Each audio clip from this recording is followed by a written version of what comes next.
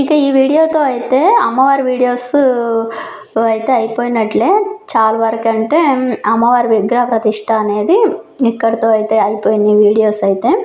ఏ గొప్ప ముహూర్తంలో అమ్మవారు ఇలా తూర్పు ముఖంగా తిరిగారో ఆ రోజు నుంచి ఈ రోజుకి గుడికి ఆవిడకి ఏం కావాలో అన్నీ సమకూర్చుకుంటుంది. దాతలు వాళ్ళంత వాళ్ళే వచ్చి మేము అమ్మవారికి బంగారపు మొక్కుబడుగు చేయిస్తాం, అమ్మవారికి మేము షెడ్ వేయిస్తాం, అమ్మవారికి ఇంకేమన్నా కావాలా, అమ్మవారికి మేము అవి ఇస్తాం అని వాళ్ళంతటి వాళ్ళు వచ్చి మంచిగా వాళ్ళే ఇస్తున్నారు. అమ్మవారే చేయించుకుంటుంది. వీడియోస్ చాలా బాగున్నాయి చూడండి. ఇంకా అమ్మవారి గుడి డెవలప్మెంట్ ఎట్లా అయ్యిందో అనుకుంటే అయ్యేది కాదు. ఆవిడ అనుకుంది, కావాలనిపించుకుంది కాబట్టి అన్నీ అవి ఎలా వేరిపోయాయి చూసారా.